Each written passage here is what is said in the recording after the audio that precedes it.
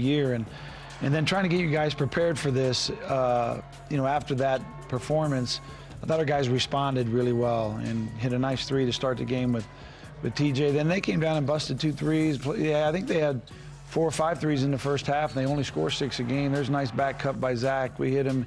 He gets an and one play there. I thought Yoli really played well in this game as far as facilitating. They came from all different directions to try to get him stopped, and he had a lot of really good passes. There was a great pass from TJ to Pate. It looks so easy when it happens. We should do that more.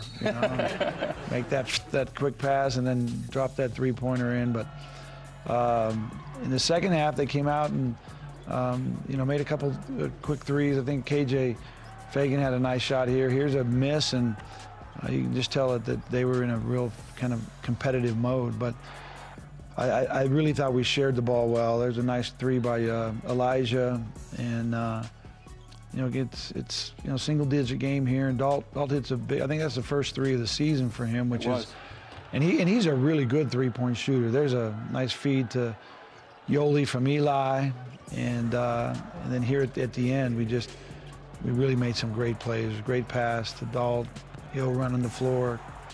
We get that transition and be able to finish off that game, and 2 really good games against Santa Clara. I mean, those 2 that we played over the course of the league schedule. So excited for the win, and the guys looking forward to the next one here. Maybe the number that jumps out to me, besides the nice shooting, of course, is how many bench points you had in that game. Yeah, and it was interesting how that happened. You get them in there, and they all played with so much confidence, and I think that's the key for us.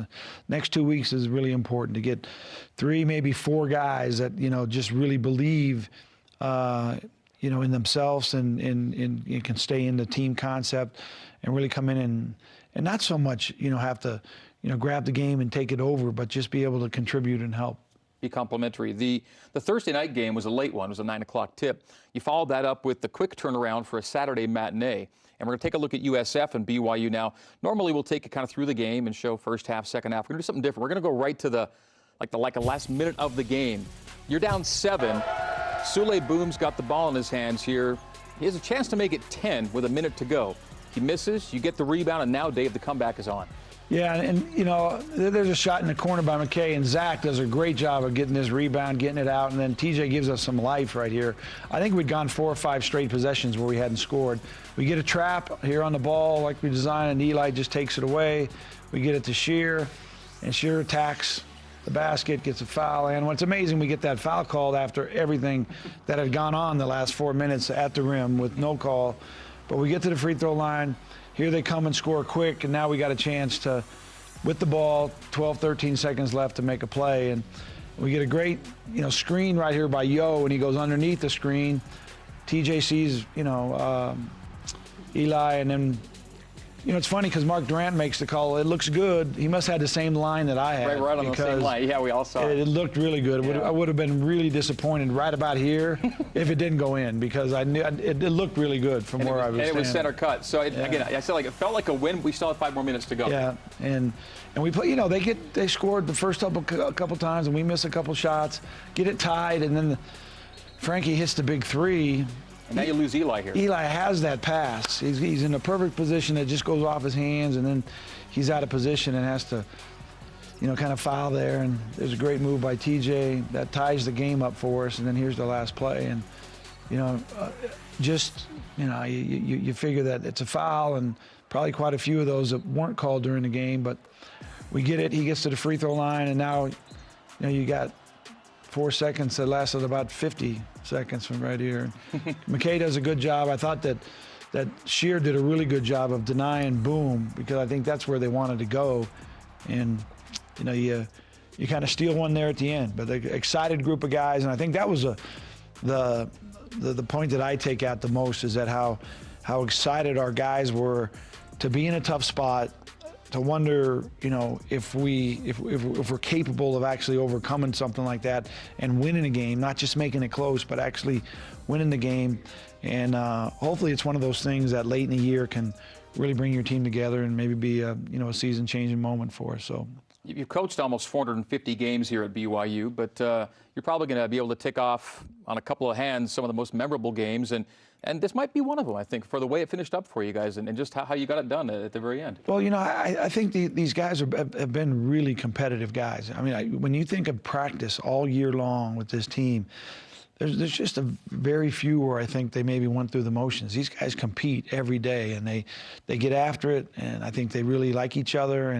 And the UMass win that we had, you know, which was kind of in this kind of a fashion where it looked like we were dead in the water, down 10, you know, and late in the game, and figured out a way to win that thing. We went on a 9 or 10 game win streak after that. So I'm hoping for the same thing. That's all.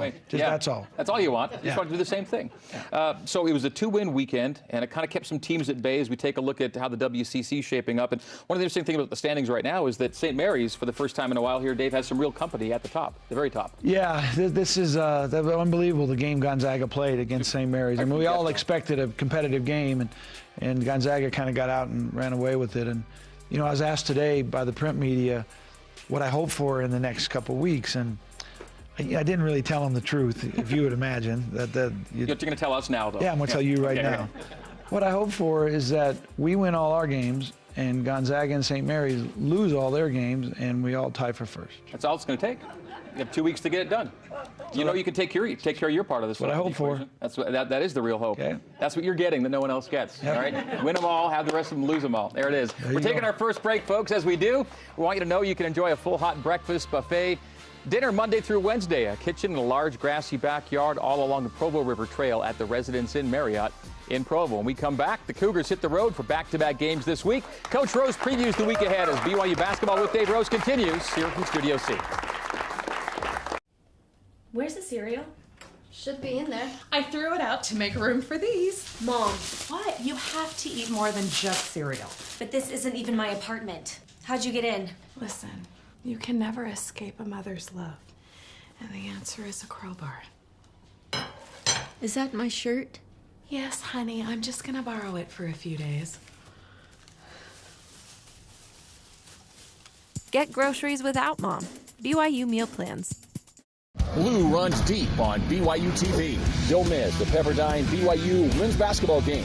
Live Thursday at 8 p.m. Eastern, 6 Mountain. Watch all of your favorite BYU teams on BYU TV. Your home for Cougar sports.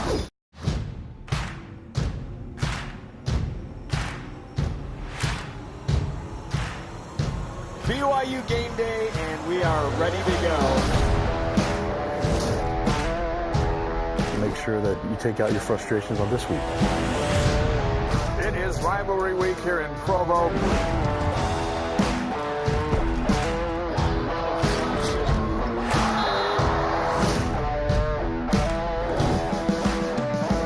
Touchdown! Let's go!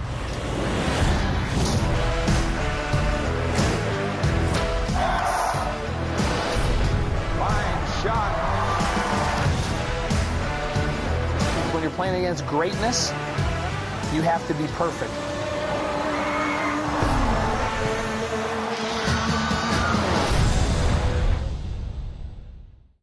I've had a great life, and I wouldn't trade it with anyone.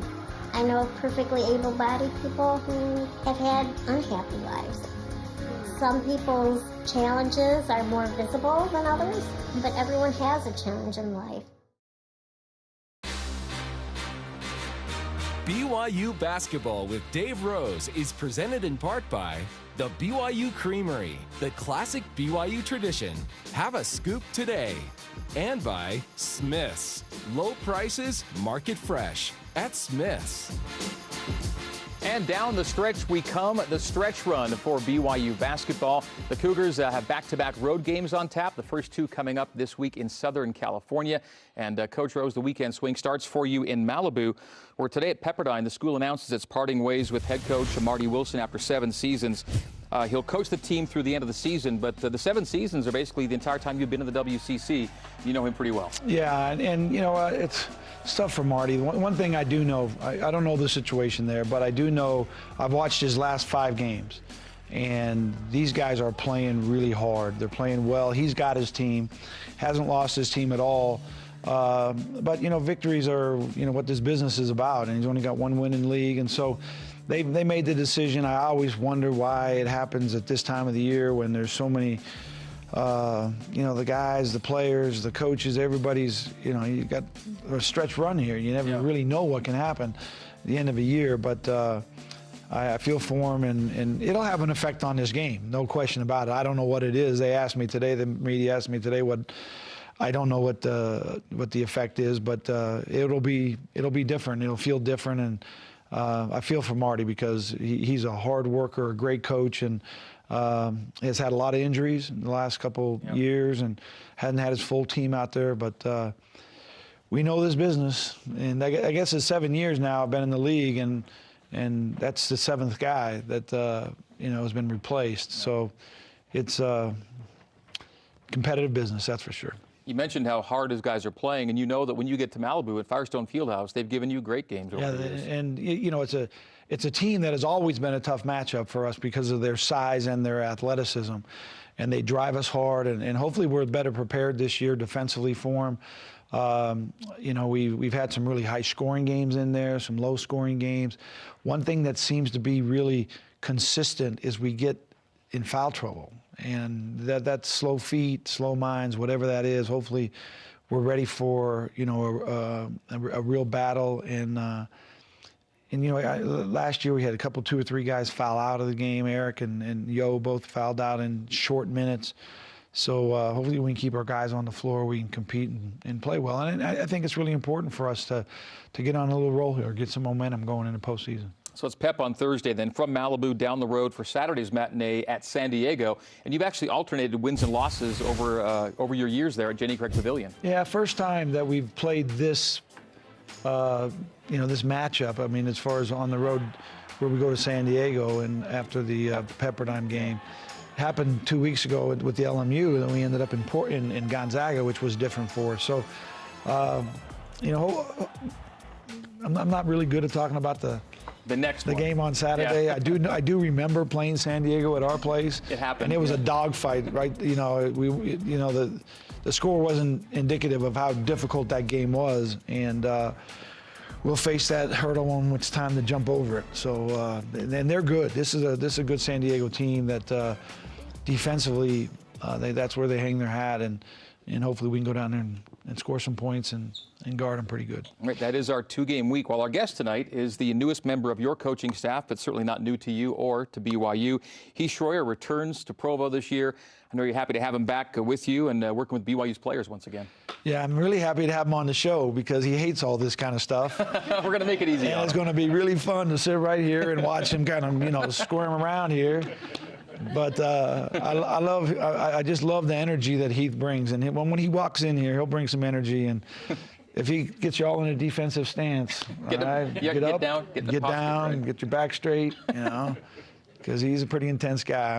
It'll be fun to have him here. He'll do great. Looking forward to the next 2 segments with Heath. We'll take a break, and as we do, we'll tell you that Utah Community Credit Union helps people make smart decisions every day. At UCCU, you can get a low fixed rate on a home equity line of credit and lock in that low rate for 10 years with absolutely no closing fees. To learn more, visit uccu.com. After the break, it is BYU Associate Head Coach Heath Schroyer as our guest. This is BYU Basketball with Dave Rose, presented by Siegfried & Jensen. Anxiety, restlessness, insomnia, fatigue, depression, weight gain. The biggest thing that patients don't understand about low thyroid is that it's usually not a thyroid problem. It's actually an autoimmune disease that's attacking the thyroid called Hashimoto's disease. For us, it's really cool to see how much of an impact we can make at Red River for these patients' health and for their quality of life. Red River Health and Wellness can help with a treatment plan remotely or at any one of our locations. Hi, I'm Dave McCann with BYU TV Sports. Each season, we invite companies like yours to be a part of the BYU brand, aligning your business with respected academics and athletics. Becoming a corporate partner means you'll benefit from showcasing your products and services with game day signage, social media, radio, and TV campaigns. Whether on the field, in the stands, or on the air, BYU's here to help your brand grow. Email sponsorship at byu.edu today.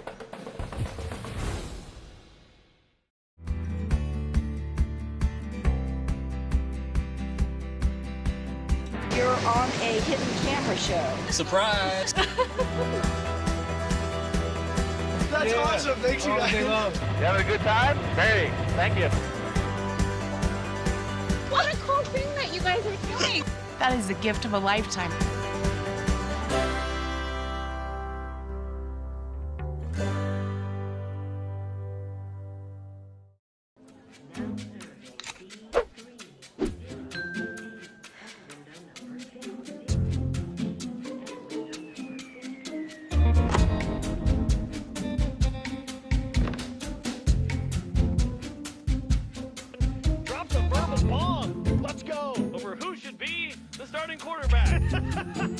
And App Envy. Watch BYU Sports Nation on BYU TV and BYU radio apps. I didn't think that would go public. Hi, I'm Emily Starr. And I'm Lisa Valentine Clark. You're watching BYU TV. See the good.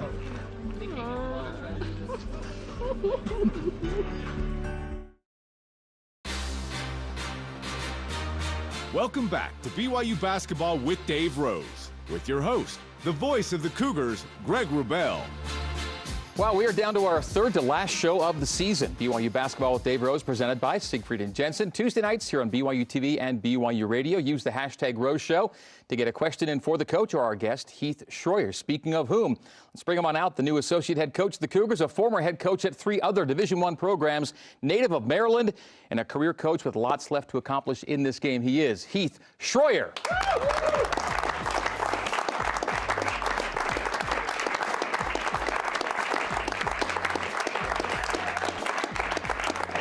See you. Coach said you love this kind of stuff. Yeah, it's great. It's nothing else I'd rather do.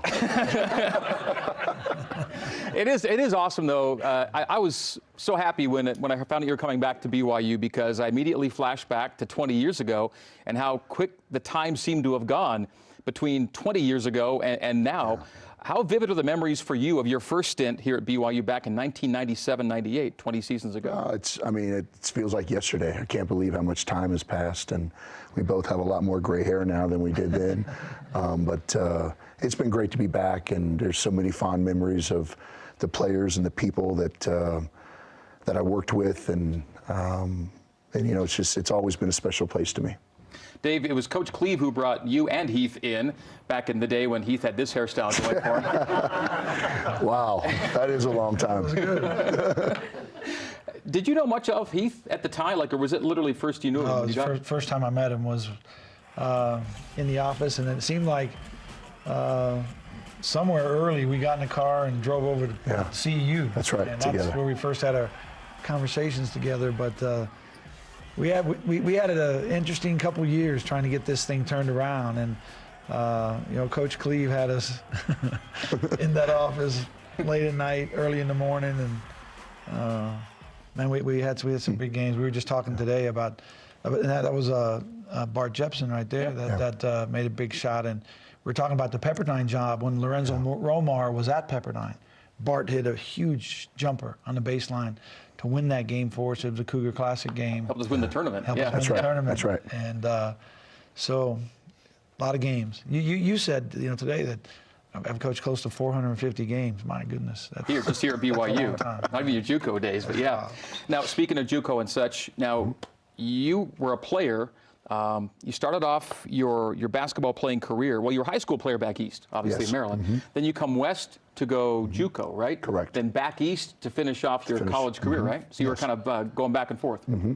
Yeah, it's, I was going to go to, when I left Virginia Military Institute, I was going to go to University of Pacific, actually. And they recruited me, and then for whatever reason, didn't work out. They placed me in a junior college, and then they signed a high school kid and all that. But it's been great. I've been very blessed to be around really good coaches and really good people, and the ball's taken me a lot of places. And I'm just a very, very blessed human being.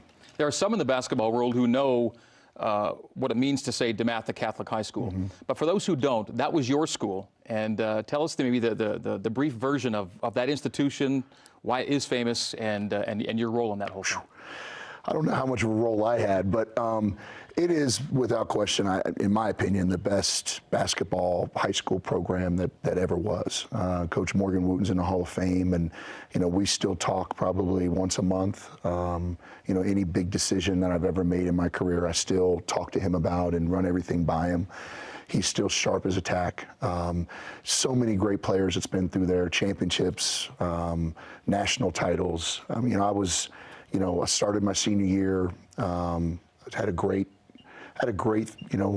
high school career. I loved my time there. It was probably one of the best decisions I ever made was to go there. And the interesting thing, Greg, is when I was 15, I was at coach's basketball camp.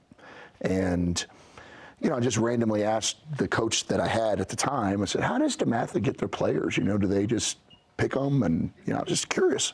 And he said, were you interested? And I said, I don't, I can't play at DeMatha, And so anyway, the next game, Coach Wooten's at my game. And he pulls me aside and said, hey, I think you have some interest in coming to DeMatha. And so I remember I called my dad that night, in the payphone. Back then, they didn't have cell phones and all that. And so I was talking so fast, my dad thought that I got kicked out of the camp. Because I kept saying, Dad, you got to come. Coach Wooten, he's like, you got kicked out, and he's ripping my butt. And I'm like, no. This is good news. This is good news. Yeah. So anyway, I was 15. And now, you were living in suburban Maryland, right? I was in rural. Frederick, Maryland, very rural. My dad's a farmer. DeMatha is like in the city almost, It was an hour and a half one way. Yeah. And so it's trying to, figure out how to make it work. And so I commuted the first year. My mom got up at 5 in the morning and drove me. I met an assistant coach there, and he took me the rest of the way. And then I came back, and it was a really long year. And then the last 2 years when I was on varsity, coach was like, hey, you need to stay down here. So I ended up, living with one of the assistant coaches, and so from that time, 15 years old, basketball has really been a huge priority in my life, and but it was probably the best decision I ever made. Coach, I'm not sure how many of your players know the DeMatha story or Heath story, because it's pretty incredible. Yeah, it's comparable. There's places today that are trying to emulate what Coach Wooten did back then, but it's with all the prep schools and but I'm telling you, When I was with Heath before with Coach Cleveland, we went back to DeMatha, and I got a chance to be one of the guys right in there. Because when he walks on campus, if you're one of the DeMatha guys, they treat you way different. All the other guys sent over there, and you get your chairs to sit over here. You're made man at DeMatha. Yeah, exactly. So that was pretty cool. And when he says that he calls Coach Wooten for every major decision. You think about the last 20 years, that's a lot of decisions. He's been a lot of places, and he's done a lot of things, and we've had a lot of conversations too, as far as those things are concerned. But I think that it's amazing how a start can lead you in a direction that kind of changes your whole life. Yeah. For those who just know you as a BYU guy now, tell us where you've been between the first BYU stint and the second. Well, when I left here, I went to Wyoming as an assistant. And we, won the Mountain West then and went into NCAA tournament, actually beat Gonzaga in the first round. Yeah. And from there, after that year, I got a call from the athletic director of Portland State, and he was a Wyoming alum. And so I went to Portland State, and we won a championship there our third year. Head coach now, first time head coach. Correct. And I look back now, and I'm just like, golly, I had no idea what I was doing, But, we figured it out, and, we won a championship my third year, and then, Coach Cleveland left and went to Fresno, and, so it was really, really hard, but I decided to leave and go with Coach Cleveland, and obviously Coach gave me a huge break when I was here, and he's a guy I've always, had the greatest respect for. So I went there, and then, I was going to stay there for a while with Coach and kind of ride that out, and then, Wyoming called me a couple years later, and it's hard to turn down a Mountain West job, and so I went there. It didn't work out. Head coach again. The second year, we made a run, got to the semis of the tournament, got to a postseason, but then there's a lot of things that happened. I take a lot of responsibility for it. Just didn't work out. I left there and went with Coach Rice to UNLV, and went there for 3 years. we had a great run together there. And then I took the head job at Tennessee Martin, and you know that was a great experience. I really enjoyed my time there. And you got really close to the NCAA tournament. Really It's close. funny, you know, Coach and I have talked about it before, but you know, you win the league at Portland State and you lose in the final, you know, and then you get to you win the league at UT Martin, you get to the finals and you lose. And you just think about, you know, how much your life changes over one game or one half or 1 point. And it's you know, does it make you a better coach or not? I mean, you know, but that's how the business is. And you know, my son obviously has, you know, some learning differences, and so, you know, the Martin was a hard place for him. And so after that year, and, you know, Coach Gottfried at NC State offered me a job. And I went there as a, you know, assistant head coach there. And, you know, and then all of a sudden, you know, February comes and, you know, he walks in and says, I just got fired. We're like, what in the world's going on? So then, you know, at that point, I just said, you know, I took a step back, and, you know, Coach and I talked a few times, and I just wanted to be with someone that I knew, and it's probably more important, someone who knew me. And if I was going to be an assistant again, that was going to be the situation. And you know, this worked out great. It felt great from probably the second conversation we had. In my mind, it just felt right. And I'm just really happy that it worked out. You mentioned your son, and this past weekend was our Autism Awareness Weekend in college basketball. The Blue Puzzle Pieces for Autism Speaks, and that has a special meaning to you because you have a son with autism. Correct. And this was the weekend to kind of get and there you see the pin on Coach Rose's lapel, and it's a blue puzzle piece that represents autism awareness, and it has a special significance for you and your family. Yeah, Hayden's my guy. You know, he's been with me from after my first year at UNLV. And you know, he's been with me everywhere, you know, I've gone, and he's someone that you know, obviously he's my son, but someone that I wake up and live for every day. You know, I want to make sure he's okay and taken care of, and he loves coming to the games. You know, he's made his first basketball team here. He plays a little bit. He plays a little bit. Yep. My wife is all over social media. I don't Facebook or any of that stuff. So, but you know, and he's a competitive swimmer, so he's definitely athletic, and he's really competitive, and you know, I'm just really proud of him. Well, all season long, we've been getting an up-close and personal look at the Cougars through the eyes of their teammates and coaches. Now it's time to get some thoughts on one of the coaches, this guy from the players. Here are the BYU Hoopsters now on Heath. Uh-oh. Coach Schroyer is a smart guy. I could go on and on, honestly. He is a great guy to hang out with. He's always happy. He loves basketball so much. He holds everyone accountable. He's not going to sugarcoat anything. He's never going to let you be an average player. He always wants to be in the gym. He always wants to get people better. You hear bottom eye, all the time. Just you got to get the ball reversed. Got to get it reversed.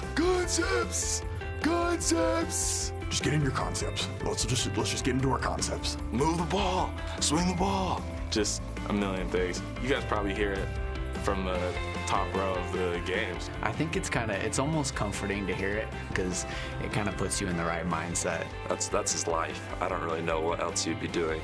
I think if he could just do one thing for the rest of his life, it'd probably be just play basketball or coach basketball, something in that realm.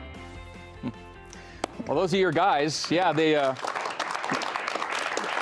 they've got a pretty good read on you, pretty good feel for you, I think, and you've gotten to know these guys really well in a pretty short period of time too. Sure, I love these guys. I mean, Coach and I talk about it all the time. We have great kids. You know, I love coming to work, and you know me, Greg, obviously, Coach. So I mean, I love what I do.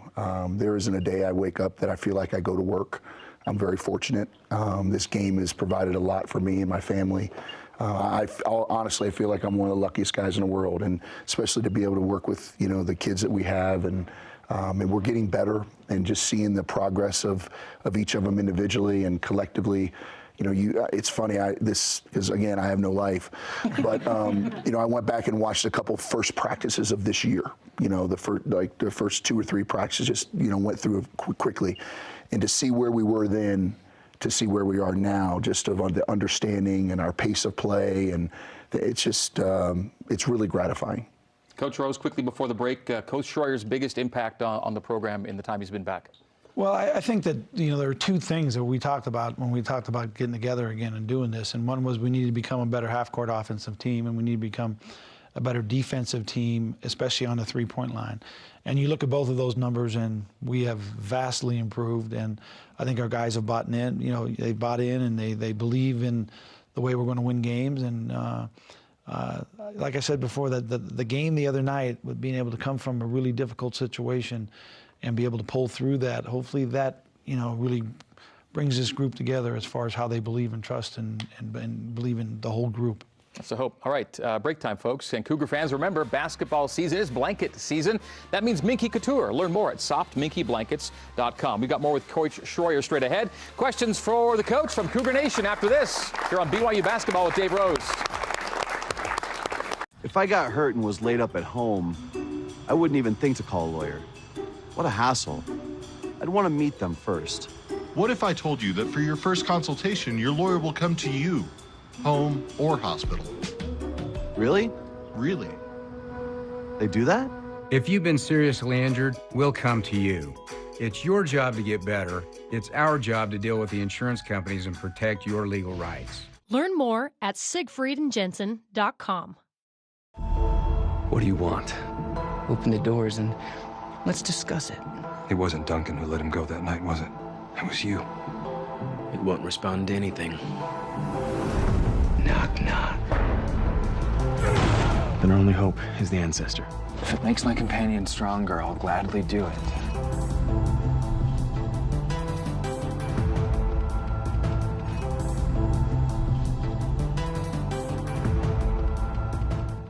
Well, I'm Michael Andrew Anderson from Concord, North Carolina. I'm Dylan Michael Anderson from Concord, North Carolina. I grew up with this guy, and one day we were playing. He goes, "Hey, Mike, you know you're adopted?"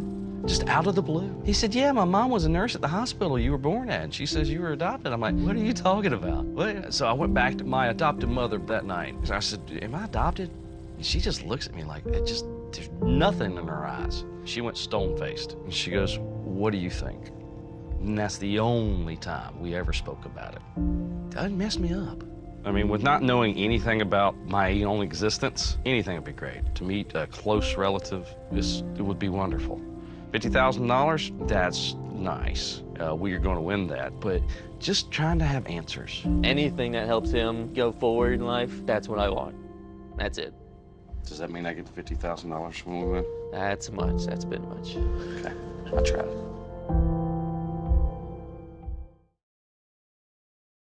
BYU Basketball with Dave Rose is presented by Siegfried and Jensen, helping Utah families for over 25 years.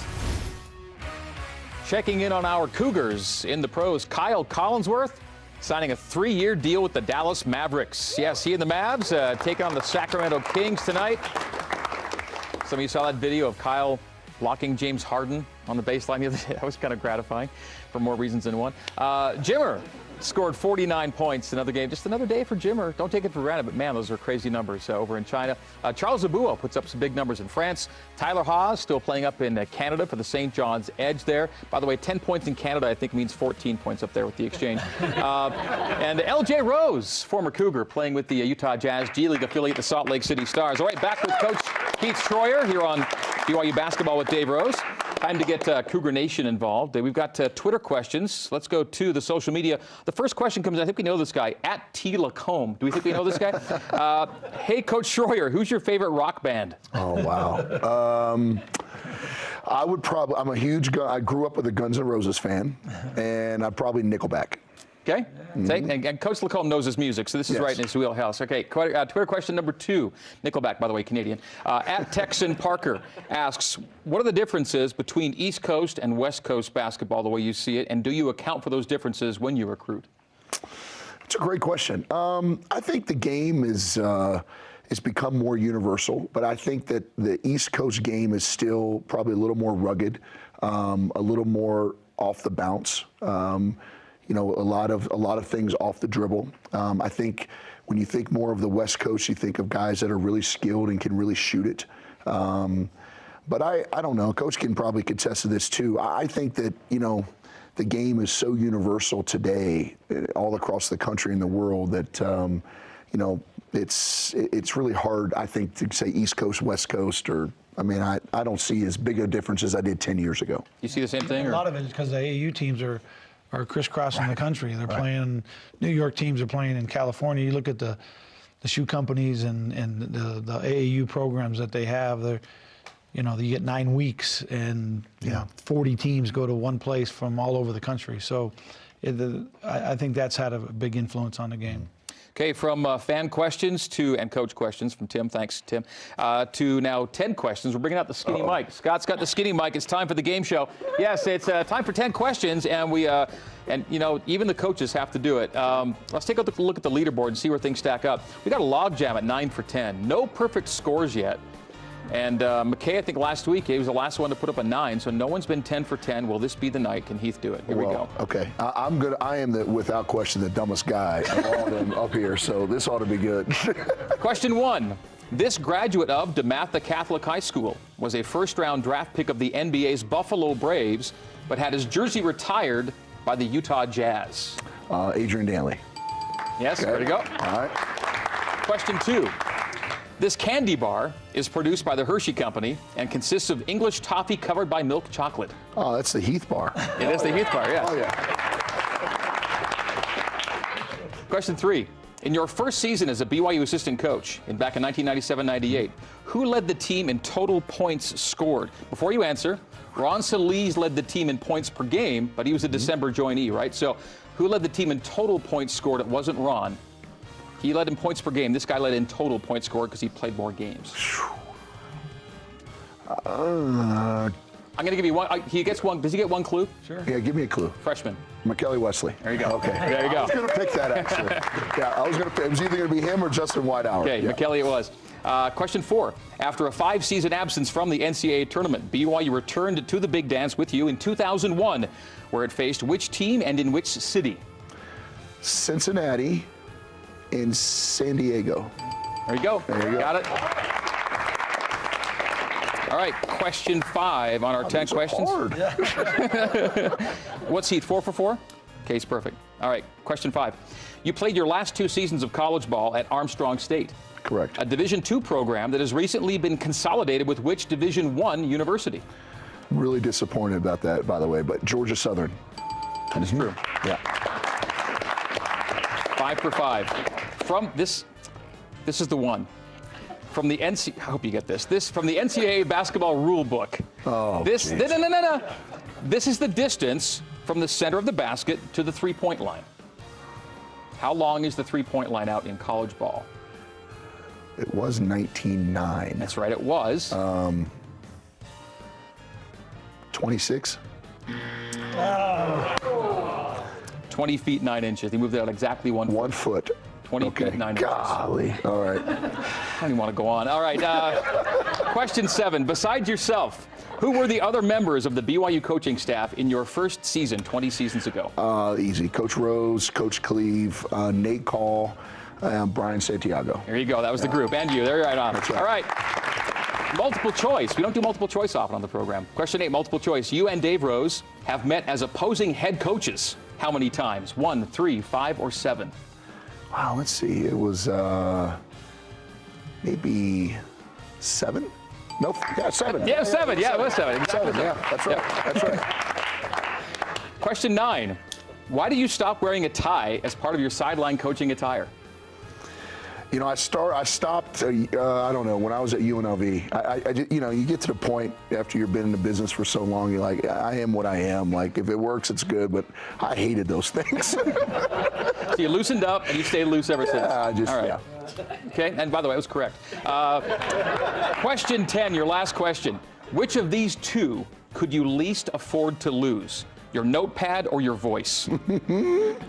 That is a tough one. Probably my voice, but notepad is a very close second. Okay, good job. Ring them up. All right, that's a 9 for 10, I think, from Heath Schroyer. Let's see the standings. I guess do we have room for Heath? Yeah, he's top of the board. So another 9 for 10. You missed it by 3 inches on the three-point line question. Oh, gosh. All right, how about a hand for Heath Schroyer, folks? We'll come back more with BYU basketball with Dave Rose. Q&A for the coach is coming up next. Get outside with the ones you love and enjoy the open road. And the closed one. We believe in family, fun, and experiences that last, and we want to be there as you make new memories over and over again. That's why we're proud to carry the popular Nissan Rogue. Tim Daly Nissan Southtown, family owned since 1968. You know what makes me really excited about this show is seeing the parents really disgusted by the food that their kids have baked. It never gets old for me. Every time we say it's time for the bake-off, to see their little mischievous smiles come on their faces makes me really happy. Next time on the Story Trek reunion episode, he wasn't supposed to survive the accident. Eating right, sitting up straight, walking, talking. I had to relearn all that. 6 years later, I catch up with Josh and discover his incredible update. How you been? Not bad. So a lot has changed. Oh, yes, sir. And a vet whose life is in jeopardy because of his service. I may not survive the surgery. It is what it is, you know. Join me tonight on the Story Trek. Blue runs deep on BYU TV. Don't miss the BYU, Denver, and SUU gymnastics meet. Live Friday at 9 Eastern, 7 Mountain. Watch all of your favorite BYU teams on BYU TV. Your home for Cougar sports.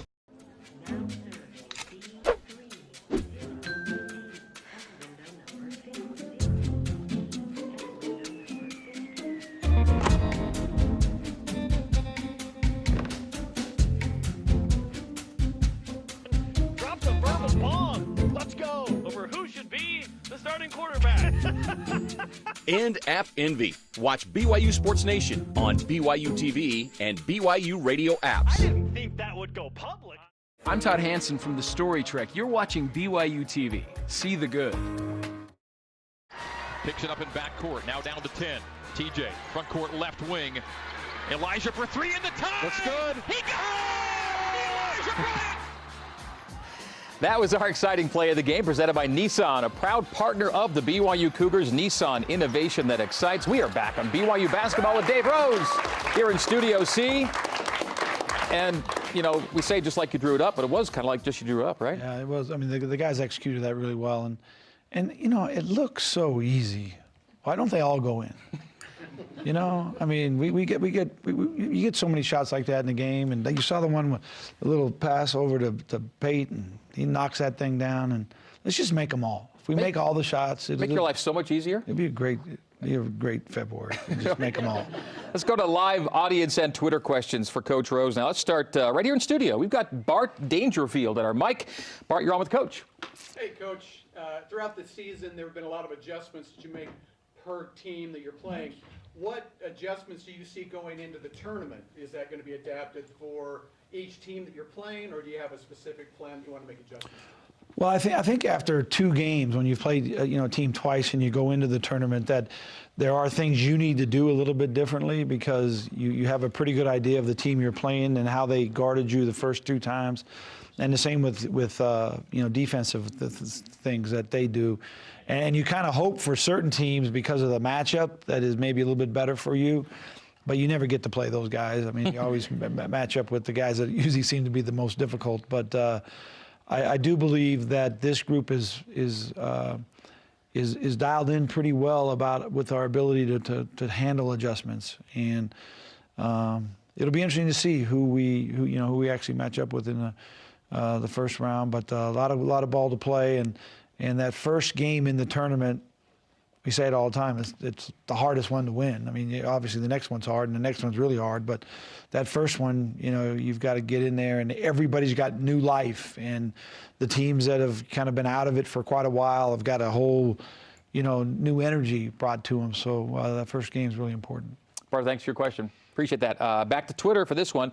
This question coming in asks, what is your favorite thing about being the head coach of BYU? The favorite thing about being the head coach, that's a hard question. There's so many good things about being the coach here, and I think that it's hard to believe that I've been here as long as I have. As far as it's just gone fast. It's gone really quick, and over the years, I think my relationship with the former players, the current players, sometimes it gets a little, it's pretty intense, but you know, once we move on, I think that you know, the reunion that we had, you know, back in September, to be able to see these guys and what they're doing and how they're doing and all the texts that we get after big wins, that's probably my favorite part, is just the relationship I've had with my coaches and the players, and that'll last forever. You know, those things aren't going away. So that's what I'll hang my hat on, I think. It's also great for you to have been part of a team for as long as you've been a part of a team in your life, as a player or a coach, right? That's one of the favorite things about the job. I mean, I coached it in high school, and I coached at junior college and here, and you know, I just had a couple days ago, every Wednesday something funny happens around here when people put their kids in the MTC. But I had one of my junior college players, you know, put his third boy in the MTC, and he stopped by with his family, and I haven't seen him for quite a while. But those are the things that, you know, being a part of that team, and what we end up talking about is all the good things in the 2 years that we were together at Dixie College. So, well, it's Dixie State University now, but that's a real blessing as far as being a coach is concerned. All right, fans, it's your part of the show. More of your Q and question Coach Rose's Q&A coming up after the break. This is BYU basketball with Dave Rose. When the Sports Nation guys do a show at Deseret First Credit Union, you never know which BYU Sports VIP might show up. That's the Cosmobile. The Cosmobile's rolling up, baby. Woo! Cosmo's here! Hey, maybe Cosmo needs a student checking account or a soda inside. This has already been the best in a minute ever. Ever. Go bump that music, Cosmo. Deseret First Credit Union, proud to support BYU Sports Nation on BYU Radio and BYU TV. Well, I've done countless interviews with BYU coaches and players over the years. Find out where they were born and raised, the size of their families, their influences, and it gives me greater not only appreciation but even added interest and more investment in what they are doing. The more I find out about them, the more I care about them and their efforts and the things they've done and will do. And hopefully the listeners come out with that same appreciation and even feel more of an attachment to that player, that coach, and or his or her team. How'd the verse go? Sergeant Riley said there's a fight to win. Follow me, boys, follow me. And it won't be done till we all pitch in. Lift your chin with a grin and follow me. Now the chorus. Follow me. Come on, baby. Follow me. Pick 'em up, put 'em down, and follow me. Next time on the Story Trek reunion episode, he wasn't supposed to survive the accident. Eating right, sitting up straight, walking, talking. I had to relearn all that. 6 years later, I catch up with Josh and discover his incredible update. How you been? Not bad. So a lot has changed. Oh, yes, sir. And a vet whose life is in jeopardy because of his service. I may not survive the surgery. It is what it is, you know. Join me tonight on the Story Trek. BYU Basketball with Dave Rose is brought to you in part by Nissan, innovation that excites. Back on our final Q&A segment with Coach Dave Rose, BYU basketball with Dave Rose here in Studio C. How fun was the locker room celebration post USF on Saturday? Yeah, it was good. I talked a little bit about. It was interesting because that whole week Cheryl and I had actually had our 8th grandchild. He's 2. Corbin just turned 2. He was with us while the parents and older kids went to Disneyland. So it was quite a week with the 2-year-old in your house when you're used to 0 in your house, you know. And we went through interesting 3 or 4 days, but what was going on in that locker room was similar to what I saw all week with What's going on in your house? Yeah. Yeah, these Same guys, level of energy? Yeah, these guys were, they were happy and they were excited and that's a good, I mean, it's a great thing. I mean, February is a tough month no matter where you sit, you know, in conference standings, because you know what's coming, you know how important that is, and the grind of every game is so important, and it's good to see your guys, and I think that energy is carried over to our first couple of days of practice. We've had good couple of days of practice, and just looking forward to a great finish here. All right, Cougar fans taking over this part of the show. It's more Twitter questions for the coach at Butler, at J Butler Y fan asks, What amount of emphasis does the staff give to recruiting overseas players, particularly those with a lot of height, especially with either church or former players' ties or influence? Well, you know, I get that question all the time because it's there's so many players in this league that are, you know, foreign players, and you know, it's a real commitment to recruit, you know, that type of player, and there's a lot of you know, behind-the-scene things that you have to do with their representatives and where they're playing and their amateurism and what's real and your compliance people, and everybody has a different interpretation about those things. And for us, you know, with the missionary commitment that we have, and we usually sign a few freshmen, send them on a few seniors and send them on missions. And you know, we had a really good kid this year that we thought we were going to get, and then some of his scores didn't work out. So we're involved with it, but it's you know, the core of this, you know, of our teams have always been LDS kids, return missionaries, and then we try to fit other guys in, and sometimes that scares them because they know we've got guys here that have played, but a lot of times those kids aren't really making the final decision. They've got people that help them, and so it's a pretty complicated thing, and I think our commitment to these LDS kids and you know, what they have brought to us is, you know, kind of, you know, the major focus of our program. Another question from Twitter from @ElliotSharfs. What is your favorite thing to do besides basketball? My favorite thing to do besides basketball? This show. I love this show. Hope you like it a little bit if you don't love it, but yeah. If you were to, like, in fact, I wish we could just do this all year long. Through the summer. And we could talk about other guys' teams, you know? How about other sports? Other sports. Yeah. Yeah, and that would be fun.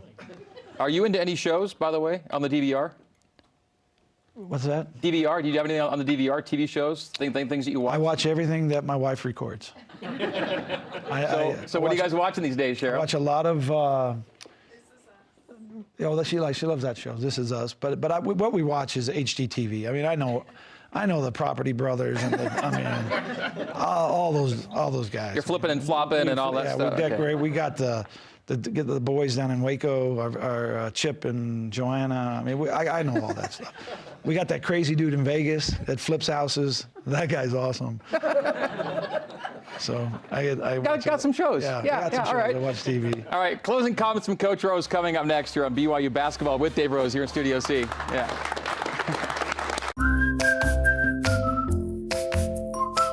Living at Trio is not about retirement. It's about fun.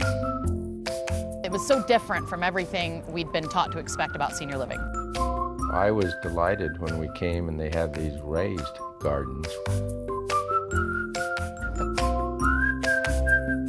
Just love it here. I wish more people knew about Trio. Learn more at btrio.com. You know what? I started from the bottom, now we're here.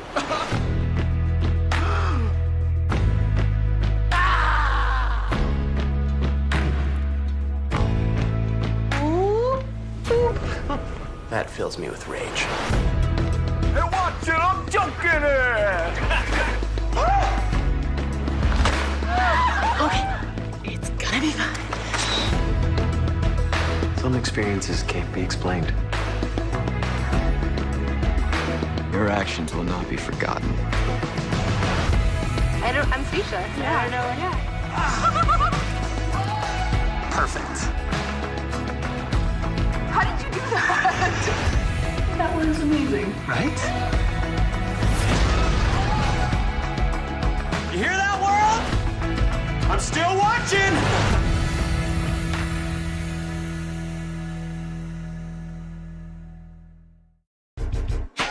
I'm in a position where I can grow, not just on the basketball court, but I can grow both academically and spiritually.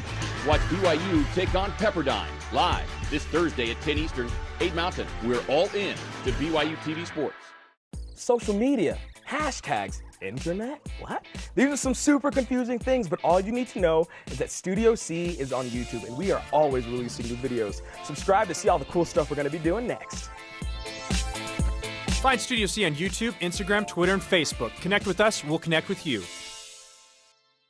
What up? up? I'm Jerem Jordan from BYU Sports Nation. You're watching BYU TV. See the good in the world. All right, welcome back to BYU Basketball with Dave Rose, presented by Siegfried and Jensen. Here's the broadcast schedule for the week. It's a BYU TV, BYU Radio doubleheader on the road. This week will be at Pepperdine. Thursday night for a 10 o'clock Eastern tip, 8 o'clock Mountain Time, with a 7 o'clock Mountain Time pregame on BYU Radio, then the game on both radio and TV. Same deal on Saturday, but in the afternoon, 4 o'clock Eastern, 2 o'clock Mountain, 1 o'clock radio pregame, Mountain Time Zone for BYU and USD. And there you go. Back on our final segment of the show, BYU Basketball with Dave Rose. Cougs get ready to hit the road to SoCal tomorrow. And I know, Coach, one of the most gratifying things of probably your tenure here at BYU is how well your teams tend to play at this time of the year. Safe to say the most exciting time of the year for a coach or players. Yeah, I hope our guys are, excited for the finish. It's like I said, February basketball is the funnest. It's you're getting ready for a really important time, but you've got so many things in your mind that your teams believe in, and hopefully they just come together and you can put your best basketball together in the next couple of weeks. You'll practice here tomorrow, then hit the road. Is that right? Yeah. And the one thing I like about this trip is the 1 o'clock game on Saturday, because that gets us home on Saturday night and allows us to have a real Sunday. Sometimes you get those 8, 9 o'clock games, and those are late nights. So you get home middle of the night, and that's no fun. The 1 o'clock's good.